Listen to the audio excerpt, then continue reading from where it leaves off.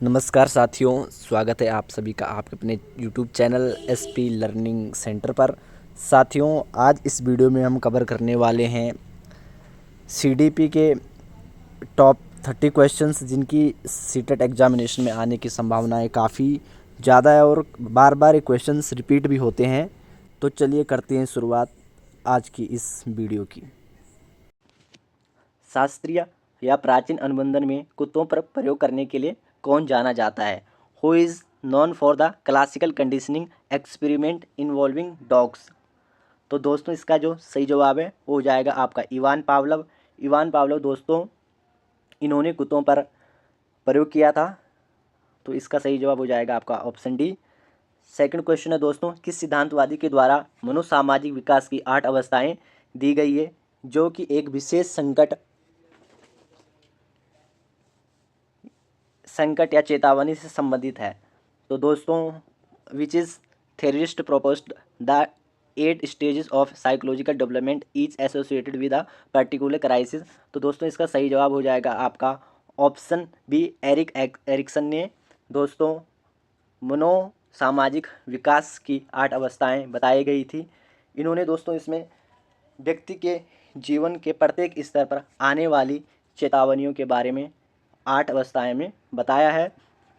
Question number 3 देखेंगे दोस्तों, नए अनुभवों को पहले से विद्यमान स्कीमा में सम्मिलित करने की प्रक्रिया क्या कहलाती है? The process of incorporating a new experience into existing schemas is known as. तो दोस्तों ये जानी जाती है आपकी आत्मसात्करण यानी एसिमिलेशन के जरिए हम अपने जो नए अनुभव है उनके बारे में जानते हैं।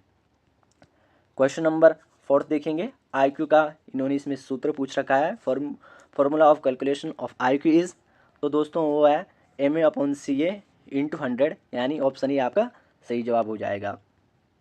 क्वेश्चन नंबर 5 देखेंगे दोस्तों, गेस्टाल्ट का सिद्धांत जो यह बताता है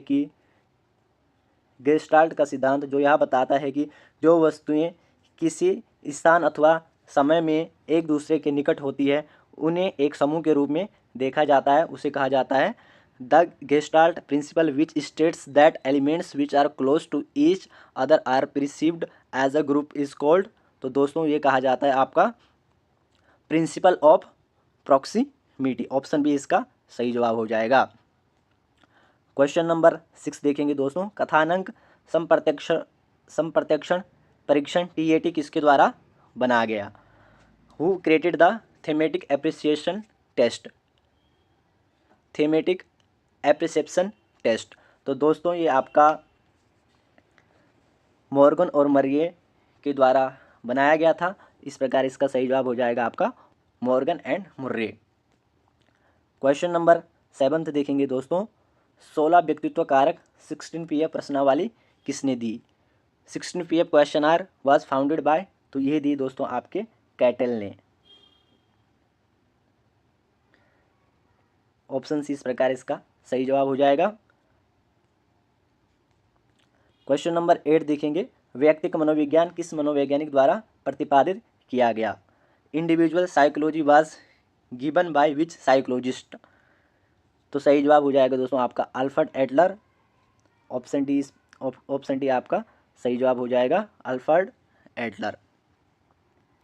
क्वेश्चन नंबर 9 देखेंगे, डैश के अनुसार इदम, अहम और पराहम व्यक्ति संरचना के 3 तत्व हैं। According to dash id, ego and super ego are the 3 components of personality, जो कि दिया गया था आपका दोस्तों सिगमंड फ्रायड के द्वारा।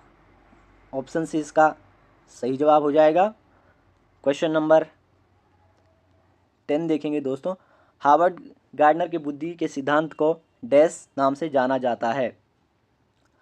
तो दोस्तों इन्होंने हार्वर्ड गार्डनर के बुद्धि के सिद्धांत को यहाँ पर पूछा है। Harvard Gardner theory of intelligence is known as. दोस्तों मैं आपको यहाँ पर बताना चाहूँगा कि जो आपका मल्टी फैक्टर थ्योरी है और जो मल्टीपल थ्योरी है ये दोनों डिफरेंट है, क्योंकि जो यहाँ पर इन्होंने पूछा है वो हार्वर्ड गार्डनर की मल्टीपल इंटेलिजेंस थ्योरी पूछी है, और जो मल्टी फैक्टर थ्योरी है दोस्तों वो आपके थॉर्नडाइक ने दी है, और जो मल्टीपल इंटेलिजेंस है दोस्तों वो आपकी हार्वर्ड गार्डनर ने दी है। तो इस प्रकार इसका सही जवाब हो जाएगा आपका ऑप्शन बी। ठीक है दोस्तों, नेक्स्ट क्वेश्चन देखते हैं। क्वेश्चन नंबर 11, वह परीक्षण जिसमें बहुत सी लकड़ी के ब्लॉक होते हैं को डैश नाम से जाना जाता है। The test which contains a number of wooden block is known as. तो ये आपका को ब्लॉक डिज़ाइन टेस्ट कहलाता है दोस्तों। इस प्रकार इसका सही जवाब हो जाएगा आपका ऑप्शन ए, को ब्लॉक डिज़ाइन परीक्षण। क्वेश्चन नंबर 12 देखेंगे दोस्तों।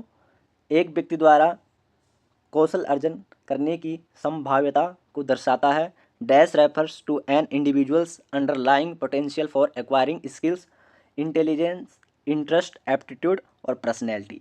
तो सही जवाब हो जाएगा दोस्तों आपका option C, aptitude. Question number 13 देखेंगे दोस्तों। एक व्यक्ति के रूप में हम हमेशा अपने बारे में कुछ निर्णय लेते हैं, इसे कहते हैं as a person we always make some judgement about our own self, this is known as. तो ये जाना जाता है दोस्तों आपका सेल्फ कंसेप्ट। ऑप्शन सी इसका सही जवाब हो जाएगा, आत्मसंप्रत्यय। क्वेश्चन नंबर 14 देखेंगे दोस्तों। कार्ल जुंग के द्वारा कौन सा सिद्धांत विकसित किया गया है। विच theory was developed by Karl Jung. तो दोस्तों ये थ्योरी, इन्होंने जो थ्योरी दी थी दोस्तों वो थी एनालिटिकल साइकोलॉजी, विश्लेषणात्मक मनोविज्ञान। इसका सही जवाब हो जाएगा। दोस्तों मैं आप सभी को इसमें सिर्फ क्वेश्चन और आंसर ही करा रहा हूँ। आई होप आप सभी जो भी ये क्वेश्चन आपके सामने आ रहे हैं आप इनको देखकर अपने नोट्स बनाएंगे। हर जितनी भी थ्योरी ये आपसे पूछ रहा है, जितने भी मैं आपको प्रश्न करा रहा हूँ उनसे संबंधित आप नोट्स तैयार कर लीजिएगा। और अगर आपके पास कहीं से भी मटेरियल नहीं मिलता है तो आप मुझे मैसेज कर सकते हैं। मेरा व्हाट्सएप नंबर आपको इसी वीडियो के डिस्क्रिप्शन बॉक्स में मिल जाएगा। आप मुझे बिना किसी संकोच के मैसेज कर सकते हैं, मैं आपको नोट्स प्रोवाइड करा दूंगा जिसका कोई चार्ज नहीं है। ओके दोस्तों, चलिए नेक्स्ट क्वेश्चन देखते हैं। क्वेश्चन नंबर 15 देखेंगे। निशा अपनी कक्षा में आक्रामकता प्रदर्शित करती है और अक्सर अपने सहपाठियों को ही आक्रामक बताती है। इसमें रक्षात्मक मनोरचना को पहचाने। निशा shows aggression most of the times in her classroom and often calls her classmates aggressive. Identify the defense mechanism. तो आपने इसमें जो निशा की जो हरकत है उसके बारे में बताना है। तो ये क्या कहलाता है। तो दोस्तों ये कहलाता है आपका प्रोजेक्शन यानी प्रक्षेपण यानी प्रोजेक्शन। क्वेश्चन नंबर 16 देखेंगे दोस्तों। रिया एक परामर्शदाता है और उसके पास यह योग्यता है कि जो कुछ सेवार्थी कह रहा है या अनुभव कर रहा है उसे वैसे ही भिन्न शब्दों के द्वारा पुनर्कथित करती है। यह कहलाता है Riya is counsellor and she has the ability to reflect on what client says and feels using different words, this is known as. तो यह कहलाता है दोस्तों आपका पुनर्वाक्य विनाश यानी पैराफ्रेजिंग। ओके दोस्तों, नेक्स्ट क्वेश्चन देखेंगे।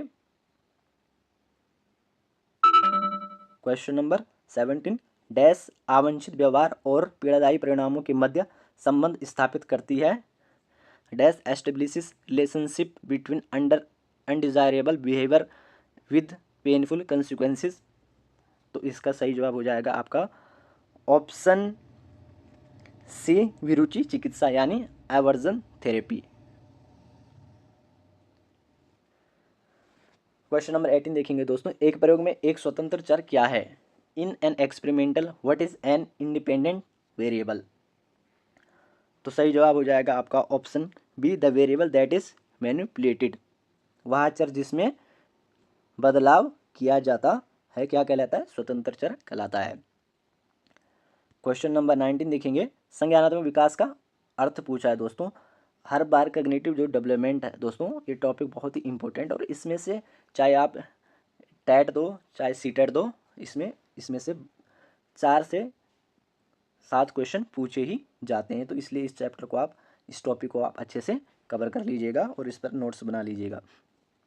कॉग्निटिव डेवलपमेंट्स मीन, इसमें इन्होंने संज्ञानात्मक विकास का अर्थ पूछा है तो आप सभी को पता ही होगा इसका अर्थ है डेवलपमेंट ऑफ इंटेलिजेंस, यानी ऑप्शन से इसका सही जवाब हो जाएगा बुद्धि का विकास।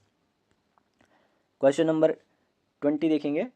विकास डैश की अंतर्क्रिया से प्रभावित होता है। Development is influenced by an interplay of, तो इसका सही जवाब हो जाएगा आपका option D, biological, cognitive and socio emotional process, जैविक, संज्ञानात्मक और सामाजिक संवेगात्मक प्रक्रिया।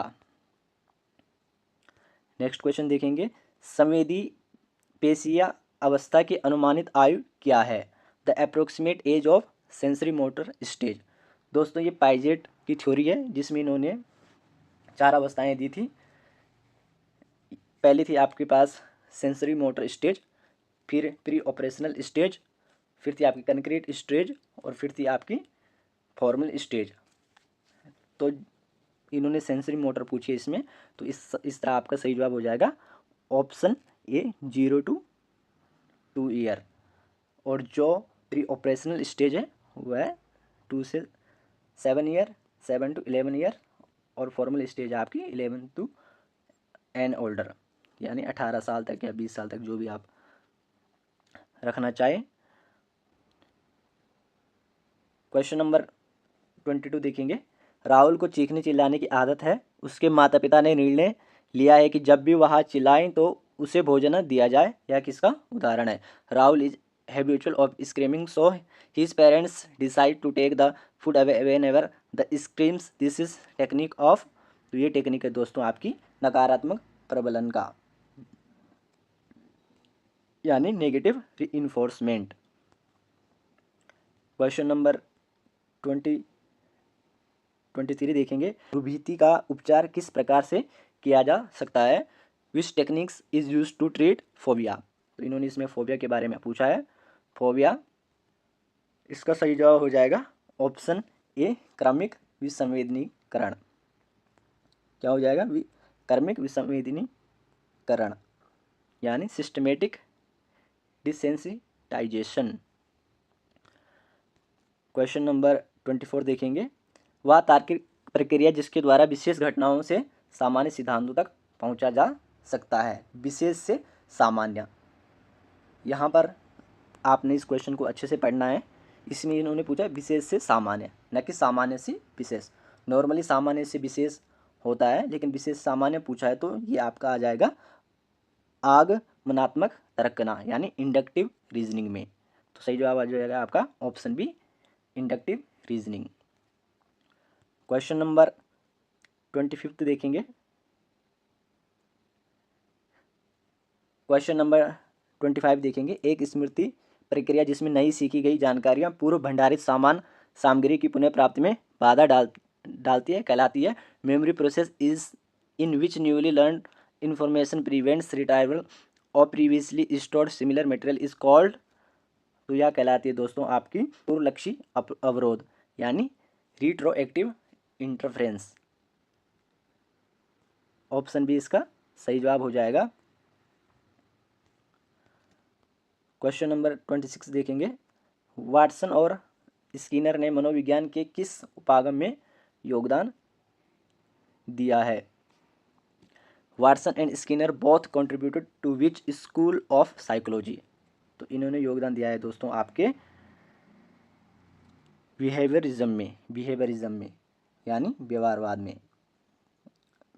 में इन दोनों ने अपना योगदान दिया है। नेक्स्ट क्वेश्चन देखेंगे दोस्तों, मनोवैज्ञानिक जो अभिप्रेरणात्मक एवं संवेगात्मक समस्याओं से पीड़ित व्यक्तियों के लिए कार्य करते हैं उन्हें कहा जाता है psychologist who works with persons that suffer from motivational and emotional problems are. तो ये कहलाता है दोस्तों आपका उपबोधन मनोवैज्ञानिक, यानी काउंसलिंग साइकोलॉजिस्ट।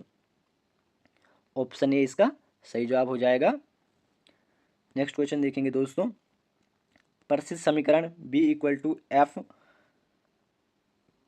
B = F जो यह बताता है कि व्यवहार व्यक्ति एवं उसके वातावरण का उत्पाद है, किसने प्रतिपादित किया? Who proposed the famous equation B = F in Brecht P&E which suggest behaviour is product of a person and her his environment. ये जो इक्वेशन है दोस्तों, ये दी थी आपकी दोस्तों कर्ट लेविन ने, ये दी थी दोस्तों आपकी कर्ट लेविन ने। ऑप्शन ए इसका सही जवाब हो जाएगा। क्वेश्चन नंबर 29 देखेंगे दोस्तों, यदि आप और आपका कोई मित्र एक मापनी से किसी मेज की लंबाई मापते हैं तो यह संभावना है कि आप दोनों लंबाई के बारे में एक ही निष्कर्ष पर पहुंचेंगे।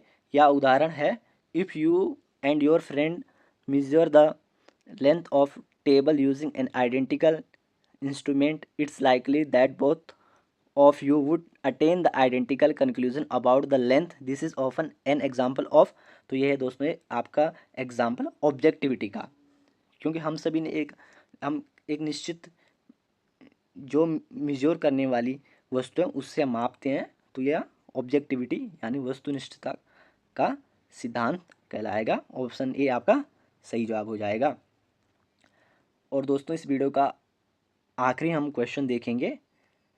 जिस प्रक्रिया से हम ज्ञानेंद्रियों द्वारा प्रदान की गई सूचनाओं की पहचान करते हैं और उसे अर्थवान बनाते हैं कहलाती है the process by which we are recognize and interpret sensory information into meaningful whole is known as, तो ये जानी जाती है दोस्तों आपकी परसेप्शन यानी प्रत्यक्षण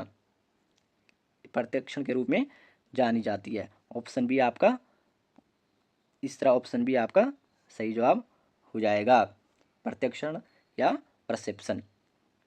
तो दोस्तों ये थे हमारे पास अभी तक के जो प्रीवियस ईयर क्वेश्चन पेपर के साइकोलॉजी सेक्शन के क्वेश्चन जो हम सभी ने इसमें कवर किए हैं।